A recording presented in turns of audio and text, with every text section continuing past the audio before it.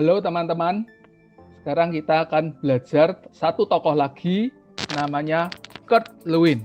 Ya, ini materinya saya ambil dari bukunya Alwisol, ya, Psikologi Kepribadian Alwisol tahun 2011. Yang punya bukunya mungkin bisa baca lebih detail. Nah, Lewin ini terkenal dengan teorinya yang disebut teori medan, teman-teman.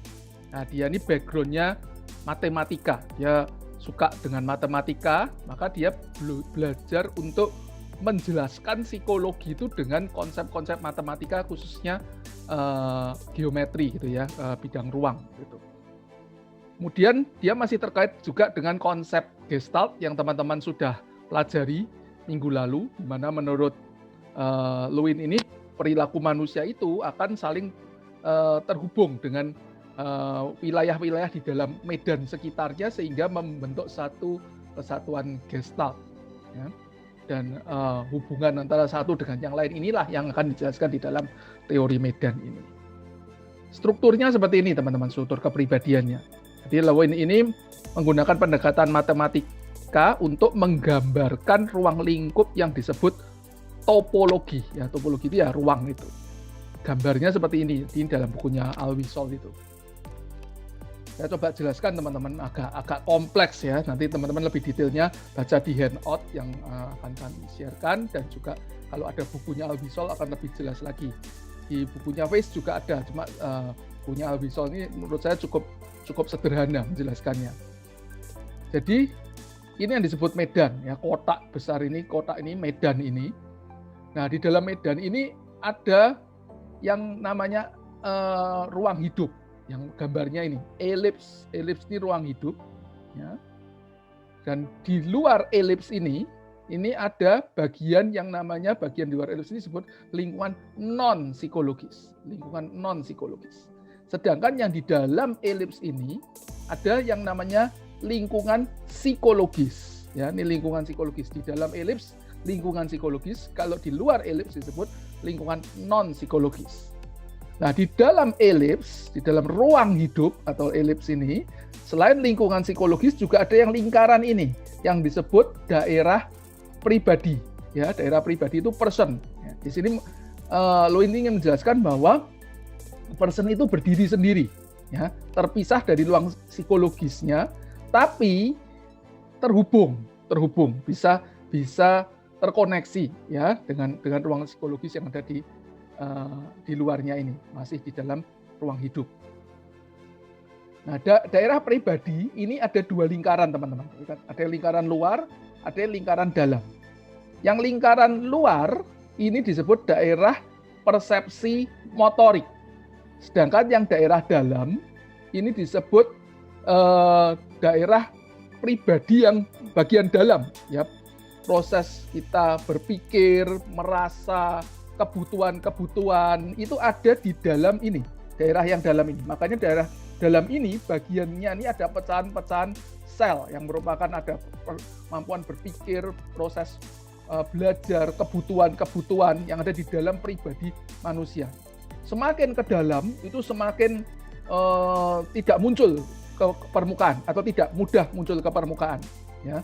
Mungkin ya semacam alam bawah sadarnya lah kalau menurut Freud, kira-kira seperti itu. Sedangkan semakin keluar, ini semakin ke perifer, semakin mendekati lingkaran yang keluar, ini semakin perifer, jadi semakin muncul keluar. Nah, yang bagian luar tadi kan disebut daerah persepsi motorik. Kenapa disebut daerah persepsi motorik? Karena ketika ada stimulus-stimulus dari dari lingkungan psikologis, ada stimulus dari lingkungan psikologis dalam ruang hidup, itu akan dipersepsikan, ya. Persepsi itu berarti kan proses penginderaan, ya, menggunakan panca indera, masuk kita interpretasikan, maka itu muncul persepsi. Nah, masuknya ini kan melalui lingkaran luar ini persepsi, masuk ke dalam, di dalam ini diolah, pikiran, perasaan, kemauan, kebutuhan kita nih mulai di dalam. Sebaliknya, begitu nanti sudah muncul keinginan, kebutuhan di dalam ini hasil diolah, mau dikeluarkan lagi, itu muncul yang namanya motorik. Maka daerah luar, lingkaran luar ini disebut persepsi motorik. Kalau dari luar masuk ke dalam melalui persepsi, Sedangkan dari dalam keluar itu melalui motorik, ya, gerakan-gerakan aktivitas motorik. Nah, sedangkan tadi yang di dalam ini, yang lingkaran dalam ini ya tadi proses kita berpikir, merasa, kebutuhan-kebutuhan, dorongan-dorongan, motivasi itu ada di bagian dalam. Sedangkan di ruang lingkungan psikologis, nih ya, ruang lingkungan psikologis, ini juga ada garis pembatas atau yang disebut boundaries, ya. Garis pembatas itu artinya antar wilayah, antar region itu ada yang garis pembatasnya tipis atau disebut permeable, dapat ditembus, mudah ditembus.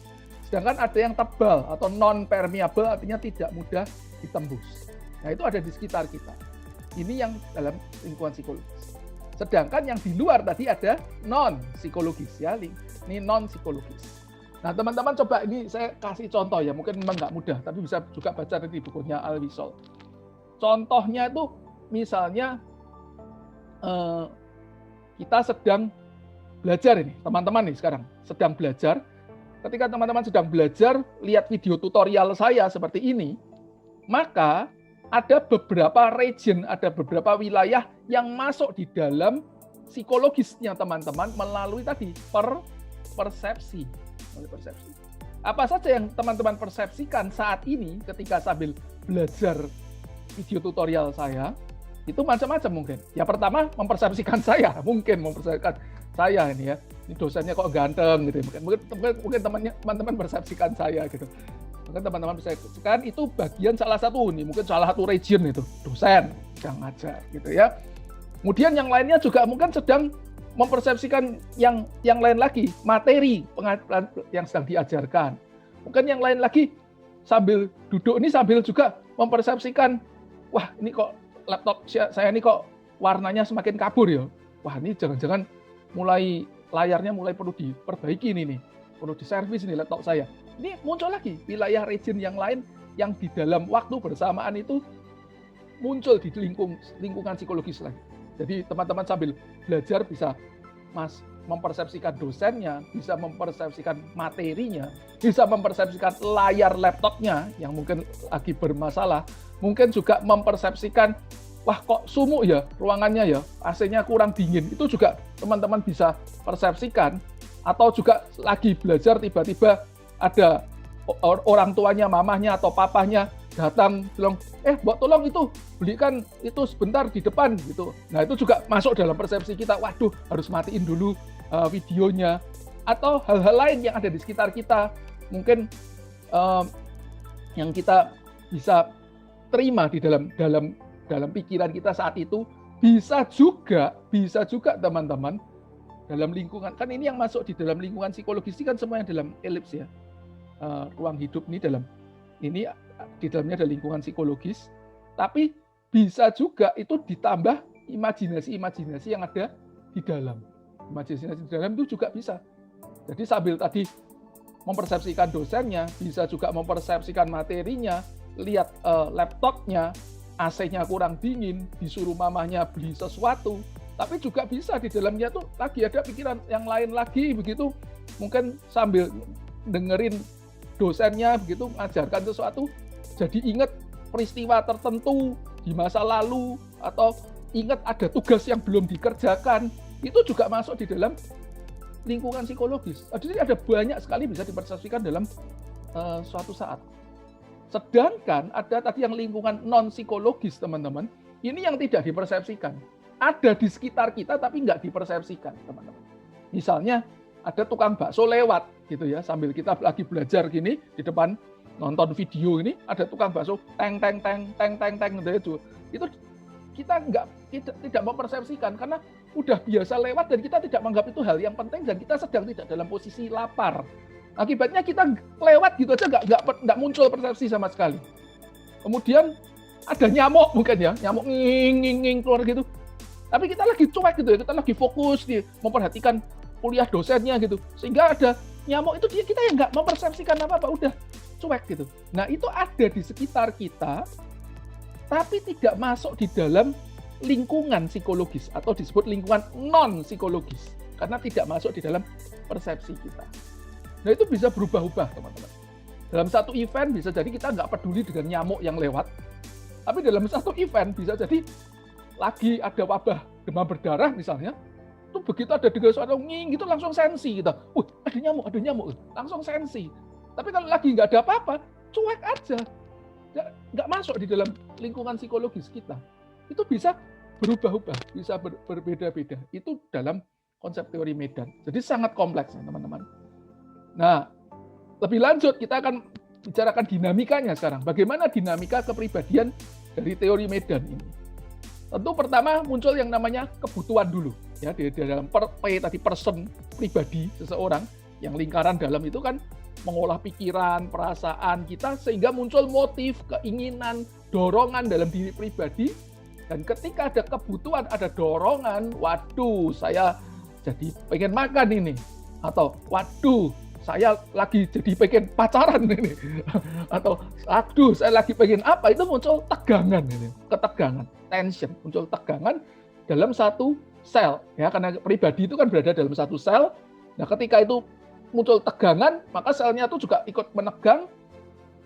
Nah, dari adanya kebutuhan itu, ada tegangan kan, maka tegangan itu akan berusaha mencari keseimbangan dengan mengalir ke sel atau region atau wilayah lain yang tegangannya lebih rendah, supaya merata. Yang satu tegangannya tinggi, cari yang lebih rendah, kayak air gitu, cari mengalir yang lebih rendah, supaya akhirnya merata. Nah, untuk mengalirkan itu perlu yang namanya energi. Energi ini yang akan memberi kekuatan untuk mengalirkan tegangan tadi ke wilayah sel atau region yang lebih rendah. Ya. Ini energi ini bisa psikis, tapi bisa juga yang utama memang psikis, tapi bisa jadi akhirnya jadi energi fisik juga mungkin ya. Gitu. Nah, setelah itu mulai tindakan. Ya, setelah ada tadi kebutuhan, ada tegangan, energi, maka muncul tindakan. Nah, tindakannya ini juga terdiri dari beberapa hal. Pertama, tindakan itu tergantung valensi. Valensi itu nilai dari wilayah region lingkungan psikologisnya. Ada yang positif, ada yang negatif, teman-teman. Jadi misalnya kita sedang lapar, kebutuhannya lapar, kemudian ada di depan ini ada warung bakso, ada rumah makan jual bakso, begitu. Nah, itu bisa jadi valensi positif buat kita. Tapi ada juga wilayah yang negatif. Kalau positif, kita akan berusaha mendekati. Lapar, ada orang jual bakso, kita akan mendekati. Kalau negatif, itu kita menjauhi. Misalnya ada valensi anjing galak. Nah, kalau ada wilayah anjing galak, kita akan berusaha menjauhi. Gitu ya. Lah repotnya kalau yang jual bakso itu punya anjing galak, itu repot gitu. Kepengen makan baksonya tapi takut sama anjingnya. Nah, ini bisa jadi konflik gitu. Nah, valensi itu bisa positif, bisa negatif. Kalau positif kita akan mendekati, kalau negatif kita akan menjauhi. Hal yang sama juga bisa berubah valensinya. Bakso kalau kita lagi lapar itu jadi valensi positif. Tapi bakso yang sama ketika kita sedang diet, mau mengurangi makan ini biar lebih six pack atau lebih slim, maka bakso itu jadi valensi negatif. Wah, jauhkan saya dari bakso. Kita menjauh dari bakso. Itu bisa jadi valensi negatif. Tergantung persepsi yang ada di dalam diri seseorang.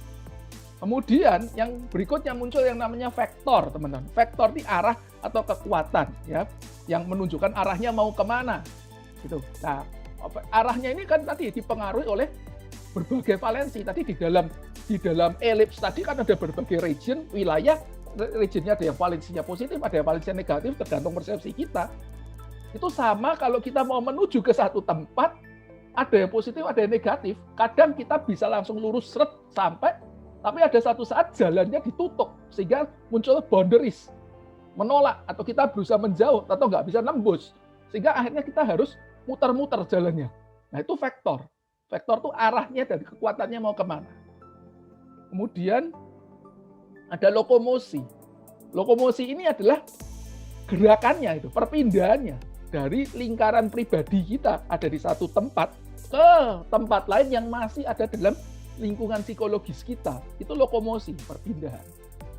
Kemudian event ini ya interaksi, kejadian semuanya yang menggambarkan dinamika jiwa atau dinamika psikologis dalam ruang hidup, di dalam satu event, dalam satu kejadian, ya, dalam satu peristiwa.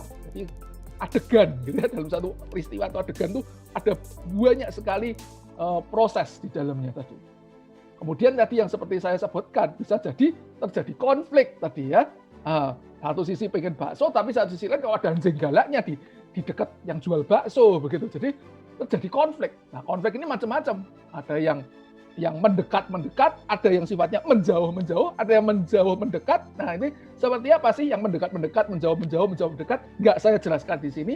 Cari bukunya Al-Wisol, baca sendiri di bukunya Al-Wisol itu kalau ada ya. Tapi untuk materi kita dan nanti di tesnya, di kuisnya, saya tidak akan keluarkan yang soal tentang konflik. Nanti teman-teman baca sendiri. Ya. Nah, ini contohnya seperti ini, teman-teman. Ya, ini event. Dalam satu event, ini contoh sederhana dari bukunya Al-Wisol juga, anak kepengen makan permen. Nah, di sini kan ketika anak pengen makan permen itu ada kebutuhan. Ada kebutuhan pengen makan permen. Ya. Nah, kebetulan di seberangnya ini ada toko permen, ya, ada etalasenya, kelihatan ada permen. Maka muncullah, ya, ini muncul kebutuhan, ada energinya juga, gitu ya, ada ketegangan, ada energi. Nah, vektor ini tinggal membuat arah, buat arah dari sini, tembus masuk ke toko permen. Itu vektor permen, arah vektor permen. Anak mendekati toko permen. Namun tidak sesederhana itu, teman-teman. Nah, apa ya tokonya mau gratisan terus kan nggak mungkin gitu ya. Toko ya bayar kan, toko kan bayar. Nah, ketika tokonya bayar, maka yang tadinya kesannya awalnya nih kayaknya bisa gampang ditembus, permeable, ternyata enggak gampang ya. Nah, akhirnya tokonya boundariesnya atau batasannya ini jadi tebal, non permeable, karena harus bayar. Anaknya sampai sini gak iso masuk. Kalau enggak bawa duit nggak boleh masuk, misalnya seperti itu. Cuma bisa lihat dari etalase. Akhirnya dia cari vektor, muncul kebutuhan lain, dan dia punya ide, minta uang ke papahnya, ke ayahnya. Maka muncul vektor, arah yang kedua. Arah kedua. Kalau vektor pertama tadi, vektor pengen permen, tapi vektor yang kedua itu vektor ayah. Lewat ayahnya minta uang. Nanti dari situ baru bisa beli permen. Jadi kalau dia tanpa ayah nggak bisa, tebel ini boundariesnya, nggak bisa masuk. Tapi dengan lewat ayah bawa uang, dia bisa masuk. Nah, ini vektornya sudah dua. Nah, muncul lagi masalah. Ternyata menurut ayahnya, menurut papanya nggak boleh. Loh, kamu loh, gigimu sudah rusak semua gitu, kebanyakan makan permen. Nggak boleh makan permen lagi. Papa nggak mau ngasih uang. Nah, papahnya tadinya ini kan valensinya positif, teman-teman. Ya, tadinya papahnya ini valensinya positif. Permen juga positif. Kalau positif kan tadi mendekati. Pengen ke permen, papahnya juga positif. Tapi setelah dia omong, papahnya valensinya negatif. Nggak boleh kamu makan permen. Papa nggak mau ngasih kamu uang untuk beli permen. Papahnya valensinya jadi negatif. Kalau negatif itu kembali, anak menjauh. Panahnya bukan mendekat tapi menjauh. Jadi anak nggak jadi mendekati papahnya. Ya percuma. Buat apa uang aku nggak bakal dikasih duit kok, nggak bakal dikasih uang sama papaku kok kalau mintanya permen. Cari ide lain. Muncul ide yang lain, yaitu teman. Oh, ada teman baik mau mungkin bisa minjemi uang. Nah, muncul vektor yang ketiga, vektor teman. Supaya pinjam uang, bisa beli permen. Nah, ini contoh sederhana, muncul 3 vektor. Fakta sehari-hari, teman-teman, nggak mungkin cuma 3 vektor. Pasti banyak lagi vektornya. Udah mau minjem teman, temennya oke, mamah temennya yang bilang, nggak boleh minjemin duit ke temennya itu. Boros itu namanya. Nah, muncul vektor yang lain, yang negatif. Terus, dia cari akal lagi mungkin. Dia mau, gimana caranya ya, supaya bisa dapat permen gitu. Bisa nggak ya, saya coba kerja di toko permen, supaya dapat permen dengan cara dia kerja. Wah, dia coba muncul vektor lagi. Tapi ternyata mungkin ada boundaries yang lain, yang wilayah yang harus dilewati yang nggak mudah, yaitu itu jam sekolah. Nggak bisa dia kerja, dia harus sekolah, ada masalah lagi. Begitu kompleks, sehingga gambaran ini tidak sesederhana ini untuk menyelesaikannya.